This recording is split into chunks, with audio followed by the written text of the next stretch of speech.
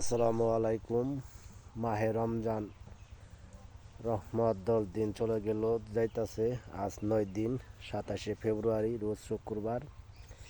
তো যা হোক, রমজান ধরেছি প্রথম থেকে শেষ পর্যন্ত, নিয়ত রেখেছি আল্লাহ পাক যেন সুস্থভাবে শরীরকে ভালো রেখে নিয়ামত রহমত বরকত আল্লাহ পাক যেন সম্পূর্ণ রোজাগুলো রাখার মতো শরীরে সুস্থতা দান করে, আমিন। এই আল্লাহর কাছে প্রার্থনা করি। এবং রোজা তারাবি 1 মাস ফজিলত নিয়ত করেছি পড়ার জন্য। তো যা হোক, আল্লাহ পাক যেন এই তৌফিক দান করে, এই আশা ভিত্তি করে আজকে শুক্রবার নামাজ পড়লাম জামাতের সহিত রোজা রেখে, অনেক ফজিলত পেয়েছি।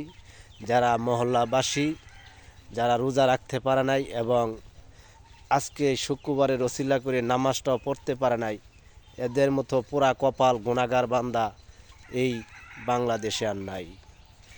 এই মাস যদি গুনাহ ক্ষমা চাইতে না পারে, সের মতো আর হতভাগা পুরা কপাল বাংলার মাটিতে নাই।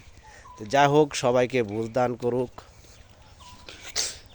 রোজা রাখা তৌফিক দান করুক, নামাজে আসা যাওয়ার তৌফিক দান করুক। এই ভিত্তি করে সবার কাছে দোয়া কামনা করে ভিডিওটি এ পর্যন্ত বানাইলাম। যদি ভালো লাগে ভাই বোন, সবার কাছে দোয়া চাই, একটি করে লাইক শেয়ার কমেন্ট চাই। আমাকে এই উপহারটা করবেন। সবাইকে ধন্যবাদ। আল্লাহ হাফেজ।